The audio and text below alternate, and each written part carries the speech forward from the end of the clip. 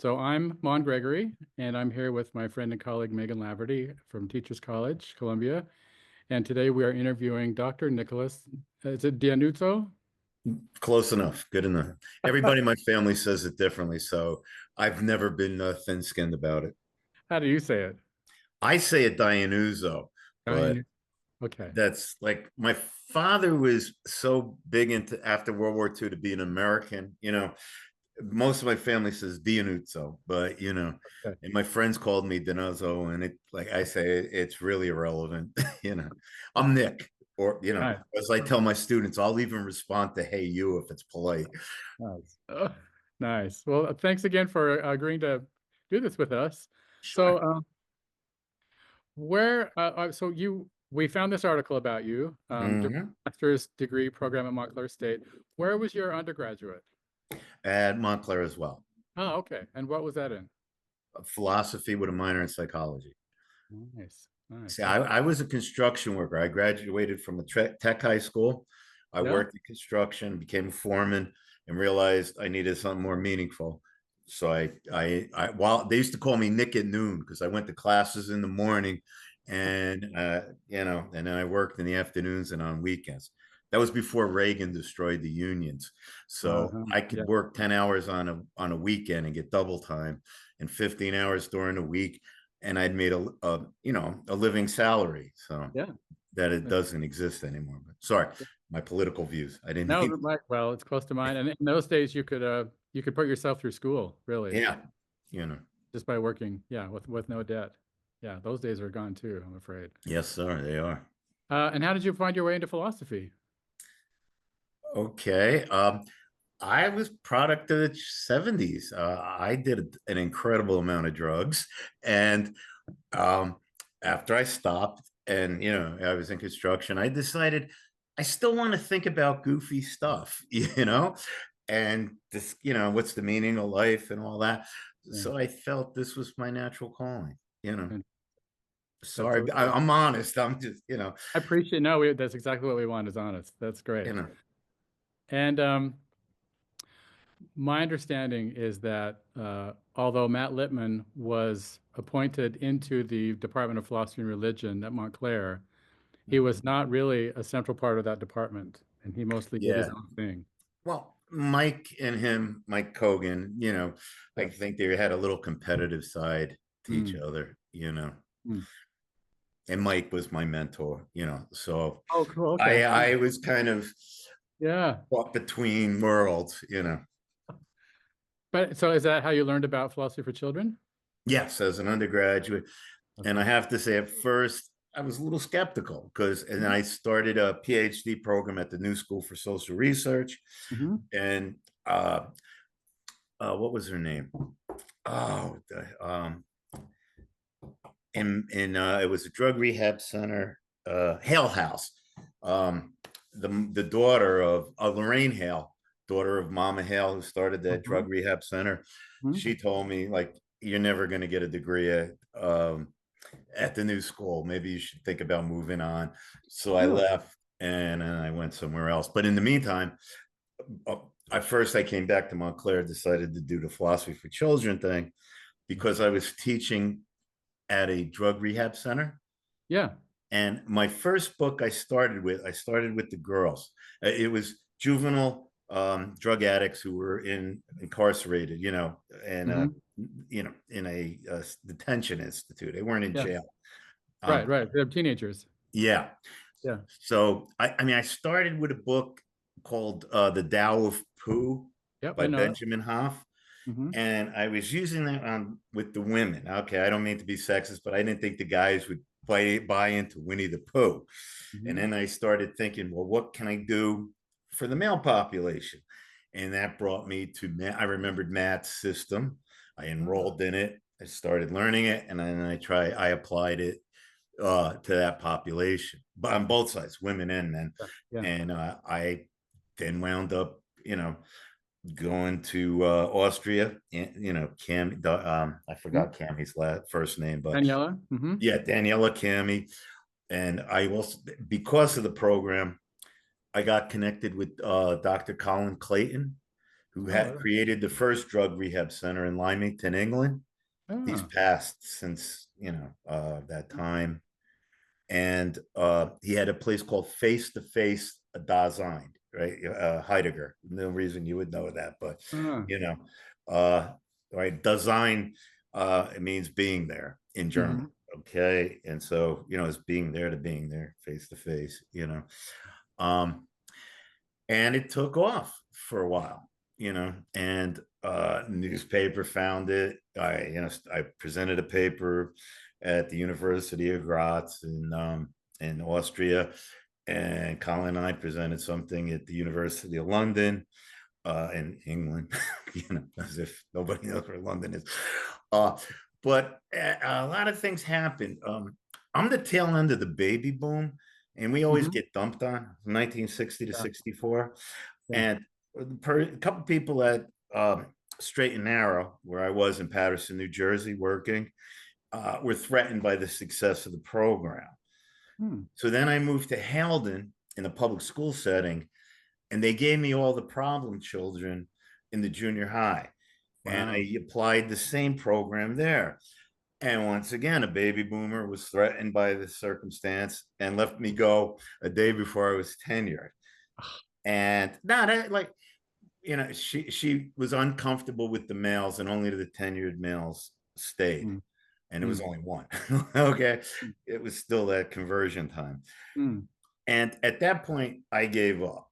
mhm, Uh, endurance is more important than truth, but I didn't have it. Colin kept going. Like I say, he had a place in Lymington, England. I believe it's still running, mm, even though he passed.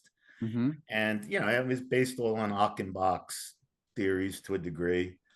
I applied a lot of existentialism, especially Sartre and Heidegger, and Stoicism, mm, because in the AA world, I, I had two major problems. Uh, I don't believe in a sky daddy, mhm, and they believe you're always sick. Like if you're uh-huh, cured of cancer, my wife had cancer, and she doesn't have cancer anymore. I felt, once again, that's the existential thing. mm, At every moment you redefine yourself. Like once you get past it, yeah, y- you know. So those were the areas that I did. Then after that, like I said, I just decided to finish up my doctorate. And I worked at Montclair for 17 years as an yeah, adjunct, and I'm an yeah, adjunct now. And until Tigger Rohol, as I call him, decided to recreate the department in his image. uh, Then he got rid of all the adjuncts and one professor who was a tenure track but not tenured yet. mm, So then I mhm, moved to William Patterson, and yeah, I'm at SUNY Rockland, and I'm online at Southern New Hampshire University, one of the mm, major online guys. yeah, So I'm eking it out. And my wife's an adjunct graduate professor at Mercy College in speech language pathology. oh, sweet, sweet. So what Wow, questions do you have that's for such me? a great, yeah, that's such a great story. Um, so what year do you remember what year you were in the master's program? I think 90 to 92, Okay. give or take, Yeah, yeah, yeah, yeah. you know, or night, Um, yeah, something like that. so were they, that was what they were still, they began and ended that degree program with the workshop out in Mendham, right at the convent? Yes, yeah. It Okay. originally was in Patterson at St. Bonaventure's. I wasn't there for that, Hmm. but Matt was still there. Ann Sharp's husband. Yeah. Um, So, and there was a lot. I loved it because it was so international. My professors were international, from Quebec, University of Quebec, Florida, Mexico, Spain. Uh, it was just a very beautiful situation. Because, oh, sorry, I lost you. I still see you. Okay, so okay, I could, and it really broadened my horizons. It was the best. I didn't realize it at the time, but it's probably the best thing that happened to me. Hmm. So, so that was yeah. So, and then as I was working through it, that program, like I said, succeeded. And then Matt and I not only got in that book by Dr. Haber, he did a program called a documentary sort of thing called Ethics in the '90s. I don't know if you have a copy of that. No. Yeah. What, tell me about this. What's the book? Well, the book is called Ethics for Today and Tomorrow. It's Okay. Jones and Bartlett and Jones. I don't know the publisher. Okay, I'll find it. We're in it. Matt and I are in it. Mm-hmm. Rebecca Goldstein from Columbia. The big players were Hillary Putnam from Harvard Mm. and Kahn at the time. Steve Kahn, he was at NYU. I think he moved to Columbia. You Mm-hmm. know, so there were a lot of interesting people Yeah. in the book. And then there was a program called Ethics in the '90s. I'll be happy to send you one because I have it on video, but my wife got it digitized. So if you want, I'll Oh, be please, please, please. Yes, I would okay. love that. Yeah, I So was in did you MC and Hammer pants at the time. Matt, It was that era. I know those days. I think I'm about your age. I was born in 62, so Okay, I'm 60. Yeah. And we uh both have to wait till yeah, 67 to get, full Social Security. And right. I don't know about Donnie, what he's doing. We might not even get to see God, I know. it. Sorry, once again, I don't mean to Okay, bring it that's all right. on. No, I like it. Um, so did you and Matt Lipman write a chapter together for this book? No, we You mean both or had what? something. We You each wrote had. stuff. I Yes. see. And was yours about the using it in the drug Yes. rehabilitation Yeah. program? Okay. Yes. So, but you were teaching at that center before you started the master's program, right? Yes. It's Straight and Narrow in Paterson, New Right. Jersey. Right. Okay. Catholic institution. Uh-huh. At that time, they were heavy into punishment and things, and I kind of Mm, brought the alternative, a mm, heavy AA, God-centered. You'll always be right. sick, and I try to, and that's one of the things that made me a Mm, pariah. And plus, once again, front end of the baby boom. Sam Perosi was the head of it at the time, and mm, he wasn't comfortable with my success because it dwarfed some of the program itself. I didn't mention it in my uh, documents in the paper, and I was soon shown the door. By success, how do you measure success? What do you mean the Well, I was getting recognition. People from all over the world were coming to my mm, program. I mean, I see. I attribute a lot of that to Matt. Mm-hmm. Please don't get me wrong, but they said, "Oh, let me see what's going on there." And Yeah, yeah. and a number of the people that came, both as people getting their masters and the Yep. professor, the visiting professors, all came to watch my program Mm, because it was novel. And yeah. Dr. Clayton, Colin Clayton, was similar. Like he did it in a broader sense, for all drug addicts to give an alternative. Like Mm-hmm. the early '90s, people were trying to find an alternative to having a sky daddy, higher power kind Right. of thing. Right. What made you think that doing philosophy would be beneficial to this population?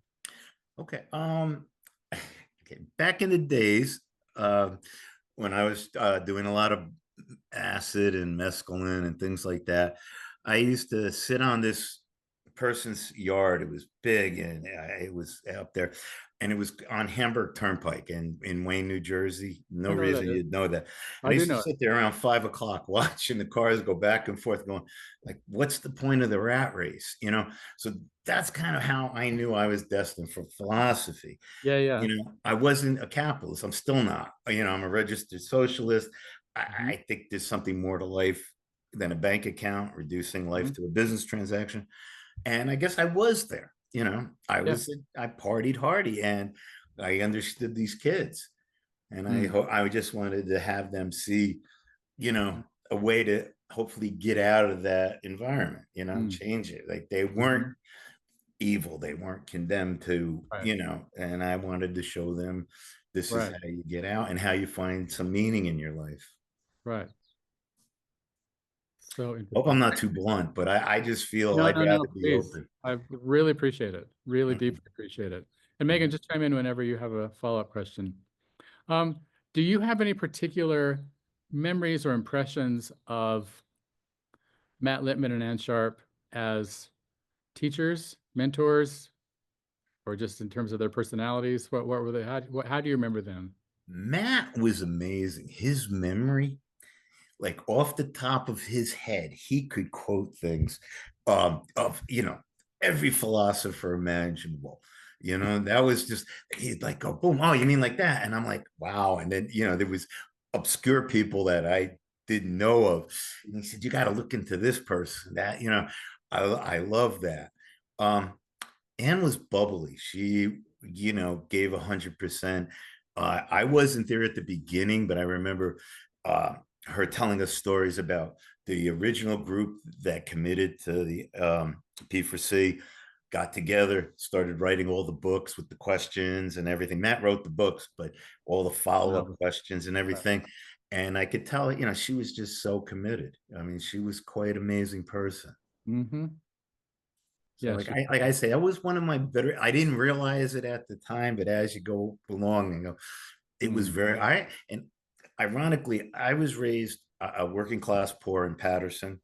Okay, mhm. but my father, for some reason, was conservative. I guess he's trying to deny that we were poor. So I started out very conservative in my views, but I think expanding and seeing people from all over the world really was beneficial, and now, I mean, like I say, I'm if I leaned any further left, I'd fall over, you know. So I attribute that a lot to the Mm, P4C program. mm. Another thing that we've been interested in is we've had different accounts of how the community of inquiry was described and facilitated over the years. Like there's an evolution, the way they were doing it in the very beginning and the way by the time I got there, and then it's different today. Can you talk a little bit about that? Do you remember how it was facilitated, Yeah. and did you carry that on into your practice? No, that was actually one of the professors, visiting professors, questioned me about. I used to like stand on my chair like this and talk to the kids, Uh-huh. and he goes like, "Wow, you were an authority figure inadvertently." But I was such a mellower one than the hardcore AA people. I just Yeah. thought I was trying to make sure I got everybody in the back involved. Mm, But that was the initial was more like the group, everybody's equal. And mhm. sometimes there was a talking stick, that kind of thing. Nobody, so there wasn't conflict, Yeah. much more that traditional thing. That was the motif. Everybody got to say, everybody was polite, even if they disagreed. It was beautiful. It really was, Mm, and I'm not usually hyperbolic, but there, it really was interesting. mm. Do you remember any of your classmates in your master's program? Yeah, Maura was there. She was green before I even knew there was a green to be there. Like we were, I think it was me and Colin Clayton. Uh, when we went to the store, she already had her bag. This is the early '90s, like 'cause she didn't believe in recycling and things like that. And Stephen Bear was there. There was a guy from Utah. Okay, it was from Saragossa, Spain. There was Pilar. I forgot the girl's name from Barcelona. I forgot the kid from Mexico. He was the translator. He was I for Mm. he was Matt's translator. He was Oh, great. Eugenio. Yeah. Okay. Great. Yeah, Yeah. he's a good friend. Uh, and the same thing. Like they gave me a perspective of we're privileged in America. And I Mhm. remember like his initial thing was like sometimes they would take paper from places. And I'm like, wow. And but then I realized scarcity of things, that in America we didn't, we thought that was immoral, but in that circumstance, it was different. You needed to be cosmopolitan, and you needed to understand different circumstances. So, yeah, that was it. It was a guy called Gagi Galikian from Hungary, maybe, or no, no, where was he from? Oh, the Turkish people killed all their people. Armenian. He was an Armenian. Oh yeah, okay. Okay. I know there was a gentleman from Hungary. There was someone from China. A couple Russian women were there at the time. Russia fell, the USSR fell, and they didn't know if they'd be able to get home. At the last, the second to last group's thing in Mm, Mendham. mm. So I mean, that's there that I remember. And Felix Garcia, I think, was the professor from Madrid. I Yes, don't know he's if a these friend too. names ring a bell. Yeah, yeah, yeah. Yeah. So, and it was early 90s. Mhm. So it was quite a while ago. I just wanted to quickly, because we're recording this, I want to share my Mm. screen and show the newspaper article that we found. Mhm. So Yeah. 2 pages of the paper. Hmm. This is the first. This is the page. Yeah. A6, Getting High on Philosophy. Hmm. Learn how to think. Funny title. And then that's a photo of you, right, on the second page. Yeah. If you notice, I'm blind in one eye, and at that point, I didn't have my eye adjusted. I think that's why I wasn't on the front page, because my left eye's very was Yeah. weighing to the side. Huh. And Colin's quoted in that, and so is Matt in the article. So Colin Clayton was he in the program, in the master's program? Yes. Yeah. Perfect. And No, not the master's program, but oh, he he was at was Mendham he was a visiting academic. at the residential workshop. Yes. I see. I see. Okay. So And that's where you met him, yeah. and he after that he created this program face to face.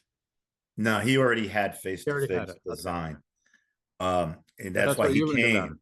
And I remember being ridiculous and saying to him, "Hey, I saw the literature for face-to-face design." I say, "Hey, that's what Heidegger says." He goes, "Yeah, I know."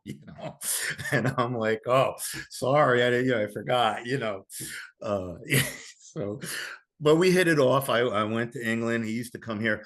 We almost opened up uh, an office for philosophical counseling, but the problem with licensing and everything was Mm, very iffy at that point. I think there is now licensing, but I'm so removed from it that mm. I didn't want to go through all of that. And what's his name? Hold on a second. Ron Laval, Ranlahv, and a lot of other people. They were. This is. If you want to see it, this was Oh, the right. Okay. first book published, I think, about philosophy and philosophical counseling. Hmm. Or Achenbach, like, was the beginning. Okay. German philosopher. I don't know if you're familiar with that at all. So yeah, and Oh, Colin and I I know worked the Lou together. Marinoff I'm approach. sorry. I know the Lou Marinoff approach Okay, to philosophical that's how you counseling. say it. Okay. So we tried to work together. Like I said, we tried to open up something here. Colin unfortunately had a really bad accident on his motorcycle, and he was dead for a little while, and then they brought him back to life. That's one of those Wow. examples. Maybe you don't need a helmet. He would have been better Wow. off. So at the end, like he wasn't as he lost a little something off his fastball. Hmm. Still a great guy and everything. Hmm. I'm very glad to have worked with him and everything, just like So Matt. I'm sorry. was was his face to face design program a philosophical counseling approach to addiction? Yes, as well as a ethics philosophy proper. Like, he would teach this Right. to people different philosophical understanding, and Mm, as well as the philosophical counseling. That's what made it very unique. right. At the time, I remember he was very happy that a guy named Boy George of Culture Club, and this is okay. I don't know how Oh yeah, I know Boy I'm a George. dinosaur. Like I always say, I'm preserved in amber, stuck in a tar pit, So I don't know if, but anyway, he donated. He was one of the more famous people that donated, Oh, because remember, he had a drug problem as well. yeah, So yeah. he was looking for alternatives. He didn't Okay. go there, but he Hmm. contributed. He thought it was a positive approach. And you knew about Clayton's work before you met him at Mendham? No, No. I Okay. only learned about it I at see. one of the meetings in Mendham. Like it was like that time I walked up to him and said, "Hey, face to face, Dasein, that's Heidegger," I see. and he's like, and that, but that brought us together. Yeah. One Nice. of the articles in Cammie's book is co-written. One of the articles is co-written by me and Colin, or Oh, okay. Colin. Colin and I wrote the book. Do you remember which book that was? I know she was Yeah, it. hold on, I'll get it for you. Oh, thanks. Okay.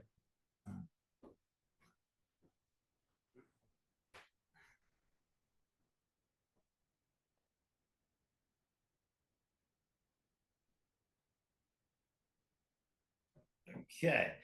It was called Children, Thinking and Philosophy. I need glasses now. Proceedings of the Fifth International Conference of Philosophy for Children, Graz, 1992. Okay. Thank you. Yeah, I think we have that in our library, so I'll go Okay. look that up. Thank you. And like I say, I have one article by myself, which is poorly written, and man, Colin wrote the other one. Yeah. But like I say, at that point, like I was taught whole language and new Mhm. math by baby boomers, the front end, we're ducking the war. So I'm always a little like resentful, just like our president Donnie. They all ducked, Mhm. So Mhm. sorry, I didn't mean to get No, no, political. no. It's great. Anything else you need to know? Well, I was just curious about you were having you got a lot of attention. You said people came and Mm, visited you and you had a lot of yes. success. Um, Hmm. what would you say, how would you say that the teenage recovering addicts that you were working with responded to philosophy, or how They did they like the respond? discussion. They like my discussions because um, it wasn't the typical AA reproach. Yeah. They got a lot more freedom, and I wasn't trying to pound home an ideology. Mm, And I think that's what they really responded to. mm, I was open to, they knew they could say anything they wanted, yeah, mhm, provided it was polite, and yeah, that was the only requirements, to mm, be polite to each other. And they got to voice their opinions and the way they wanted to say it. There were no, criteria other than, like I say, be respectful, and they could mhm, mhm, open up to me and open up to their mhm, classmates in a way. Like I say, they constantly got me in trouble with the party line ideology of AA mm, and the organization, because I mean it was a Catholic institution, yeah. and AA. I'm nothing against Bill W. It worked, but I remember being at my uncle's funeral, and I ran into somebody, a second, married to a second aunt, and he was the chief of police of Hohokus, and he just saw me as a lefty liberal, and he goes like, "So what's your success rate?" And I go, "I don't know, about 7%." And he goes, "Oh, you give honest statistics." Because a lot of drug rehabs, like, if they were true, the numbers like 90%, the world would be cured of, Yeah. drug abuse. So Yeah. I was like, saying, yeah, yeah, that's about it. And Mm, then Colin's wife, when I told him that story, said, "I think it's closer to one." you know, Look, it's yeah. an illness that, and Yeah. I mean, fortunately nowadays we're a little closer to seeing it that way. Mm-hmm. But back in the '90s, it was stigmatized. Mm-hmm. Mm-hmm. And you said you used some of the Lippmann IPC materials? Yeah, Lisa and Harry Stottlemyre Okay. mostly. Yeah. And I don't think I used Harry Prime. That was more the adult version, Right. but I Yeah. definitely used those too. Suki was more artsy, Yeah. so I didn't, Yeah. Did you use other materials, like other novels, like non-P4C stuff? no, but I used Benjamin Hoff's Tao Mm, of Pooh, okay. and like it was short lived, and How many years so were you there? about 2 years. Okay. And then like I say, I moved to the Halden Public Schools, and after a year, they realized they had something in me, Mm-hmm. and they gave me all the problem children into the junior high, and we'd have meetings, we'd have Yeah. group circles and talk about it, and then I would use existentialism to redefine themselves, and stoicism to say, okay, what's in your control, what isn't. And when they interacted with the general pop, that sounds terrible, with the other kids, I was going to say general population, like they were Yeah. prison, but and Yeah. they seemed to like it. They really did. So So I you were doing thought, philosophy with them also, but yeah, different. same, all the same thing. Philosophy proper, just like Colin and Yeah. and Matt's material, and the Tao of Who, Tao of Pooh, Mhm. just to give them, things. Yeah. And once again, I also let them search their souls. Yeah. What are they angry about? I know myself, I was always angry for a long time, that the circumstances were such, what Mhm. got you here, drug addicts, drug abuse is, an escape, Yeah. right? And so we talked about that, like what would make you, why did you want to escape? And there was a psychologist, once he realized, the school psychologist wanted to sit in on some of the things because he was interested in it. And I know some people at the APA would say, the American Philosophical Association, people I talked to felt, like I said, they thought I was doing more psychology than philosophy. And I said, I beg to differ, but everybody's, I Mhm. saw their position. I said, okay, if Mhm. it's if it ain't broke, don't fix it. Like, it was That's right. going well, Yeah. so. Yeah. Yeah. Wow. I'm just looking at I think we've gone through all the questions I had prepared. Let me just look again. Oh, well, maybe you could tell me, fellas, in your college teaching, was that informed by, like, did you do community of inquiry in your college teaching? Like, did it In affect your my pedagogy? okay, I'd say in my ethics and well-being class at William Patterson, we have the circular discussion, Mhm. but I'm not using any of Matt's text, Yeah, sure. but that's kind of influenced that. Like, I once Mhm. again try to set up that community of inquiry. I don't use the jargon per se, but that's what I'm trying, because we talk about modern day problems. It's more Mhm. applied ethics than Mhm. Mhm. ethics proper. So I would say in that situation, I do. I wouldn't in any other situation. Mostly I'm teaching now philosophy for the future, philosophy of technology, and Mhm. intros, and ethics and well-being. Those are my main things I'm teaching. Oh, and Nice. global ethics at SNHU, Oh, you nice. know. Yeah. So yeah. By the way, if you ever need an adjunct in Yeah. philosophy, You know what? just We do sometimes. something, I'd be happy to. Like, There's my. I'm in educational foundations where the department Ann Sharp was in. And so, but we do, like a philosophy of education class. Mhm. That be up your alley? Oh, definitely. Okay, I will definitely tell my department. Okay, and I had a minor because I went to the Union Institute in Mhm. Cincinnati, Oh yeah, I saw that, and huh? okay, and you had to have kind of a minor. So I have Mhm. a minor in education in my PhD program. So I Wow. have quite a bit of. I learned. I focused on the history of education. Nice. So that was my interest, Mm. understandably, you know, Yeah. history of philosophy, history of thought, how American Yeah. public education came about, especially I'm part Italian, and Mhm. my paternal grandmother parents came from southern Italy, and Uh-huh. they were the most, them in Sicily are the most conquered people, and the Bantus, the Venetians, the Mm. Moors, Carthaginians. So mafia is the sign of the black hand. Based on the one drop rule, we're black, and public education. Horace Mann came because he felt Italians that moved to Massachusetts were lazy, clingy, things like that. And mandatory public education came to Yeah. teach, what do you call Right. it? The Protestant work ethic more than anything else. Yes. So, I took it to heart. I felt, everybody should Yeah. know about this. Why does Americans' education system fail? Well, it never was about education. It was about indoctrination. So I hope I didn't go off on a sidetrack there. No, no, no. Well, in fact, we have it. a strong history of education Mhm. course in our department. So I can mention that as well. Terrific. Megan, do you have questions?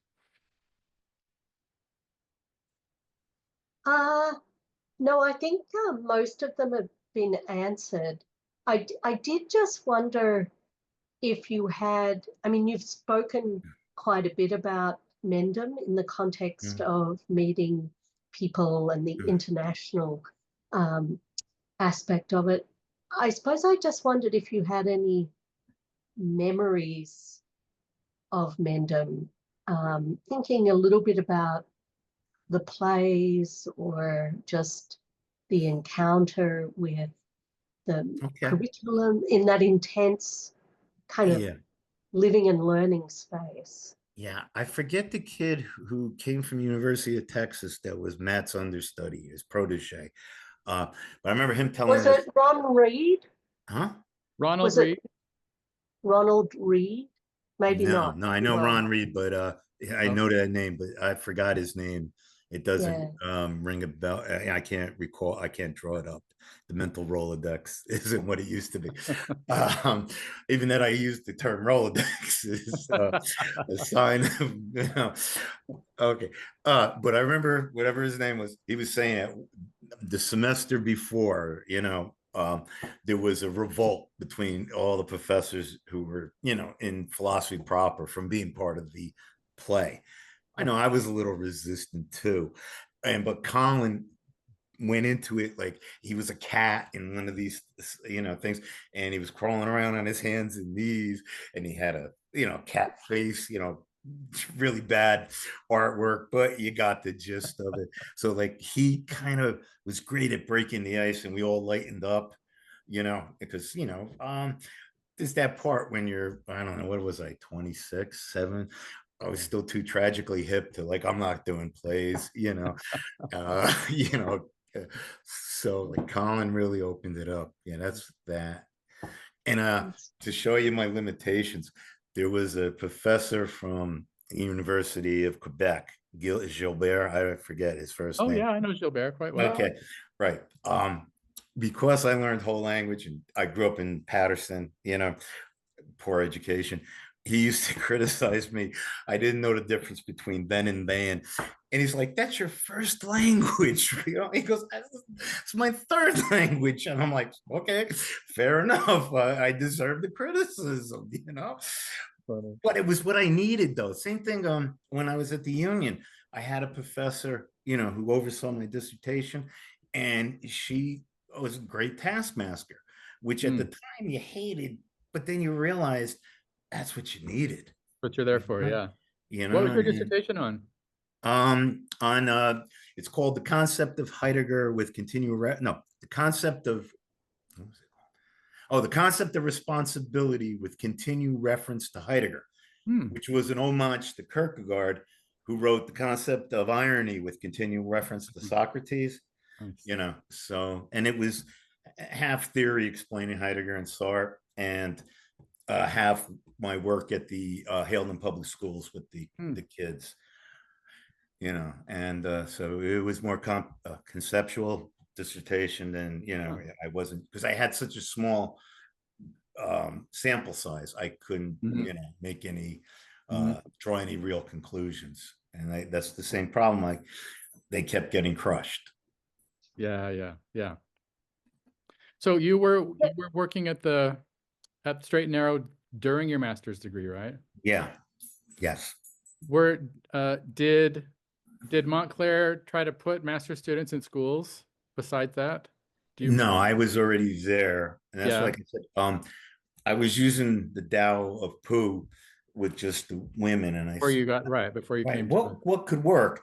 And then I remembered the Philosophy for Children program, because as an undergraduate I was aware of it, but I kind of dismissed it, thinking, a little, like I say, pompous, too tragically hip, Well, no, I was really just, I was interested to know if at that time they were putting people in schools. I believe they were, because you got a master's in teaching, Right. and we did take some courses. What was the girl's name? You had to Madeline. take education courses too, right? Yeah, that's what I'm saying. We had that, and we were taught Madeline something or other, with the beginning, give them the overview, do it, and an ending.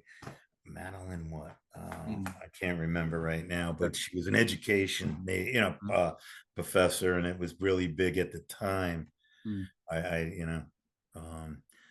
So we did that. Yeah, they were putting other students in grammar schools and like I said, the kid, maybe he's in here. Hold on, let me just look at the index. Here Sure, we go. thanks. Yeah, because he was very helpful for everything. I know he's got an essay in here. Okay.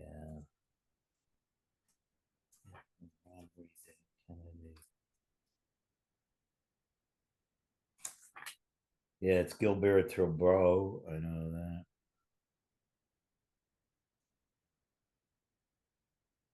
James Heidegger. Oh, James Heineck. Oh, yes. Yeah. Yeah, we James know Heineck. James. Okay, What a great guy. Yeah, he came from the University of Texas, and he was Matt's protege, and he helped us all. Like Okay. papers, if any, we needed things. Yeah, he was Mr. Everything. Yeah, Yeah. James Heineck. Yeah. Good man, very good man. Really good guy. Yeah. Maybe one last thing. This this video ethics Ethics in the for today, 90s. for today and tomorrow. No, well, that's the textbook. That's the Oh, that's the textbook. text. Right. And the 90s Yeah. is the film, Yeah. documentary. What was that?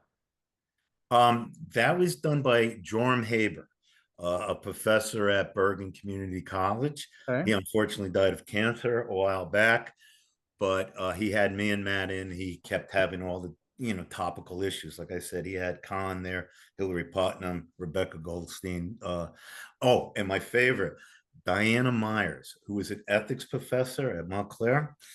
And my friend Mike DeLue got a 1600 on his SATs, got one question wrong on his LSATs, and he knew what the question was. He was brilliant. He got a B, I got a B. So, and she was a big feminist, and we're both going, I don't know.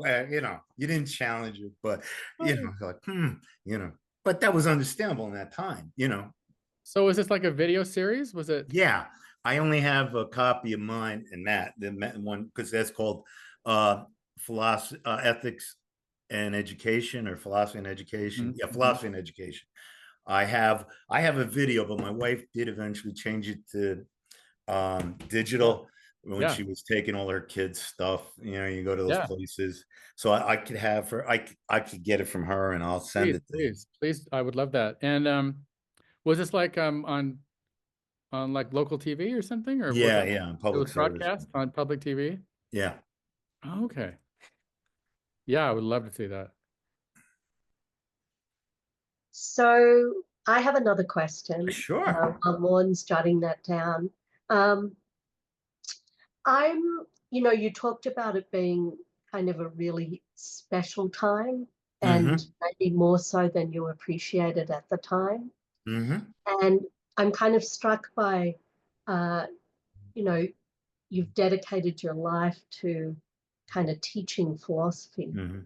And I wondered if you think that, if you think that, and you can identify the ways in which that time undertaking sort of the doing of philosophy with children made you a better philosopher or a better teacher. I would say both. I think, like I said, you got to really understand that I grew up in a very myopic environment, working class, poor, you know what I'm saying, and a very narrow view of the world. And that opened up, like I say, techniques, being with everybody. Never borrow, steal, like Beckett says. Hey, that works. I'm gonna take it. I'm gonna make it part of my system. And I think that really did. It made me a better teacher, better philosopher. Being around people that are of like mind. At William Patterson, our department's shrinking. It was the first, right after COVID or during COVID, they cut 2 tenured professors.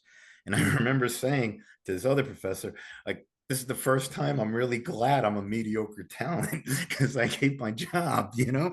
And those two people who dwarfed me intellectually were sitting out, you know?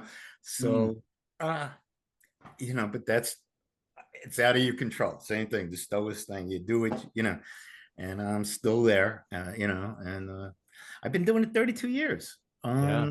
You know, so That's I'm remarkable. fortunate because I don't think there's going to be too many more philosophy professors and majors, you know. Yeah, sadly, yeah.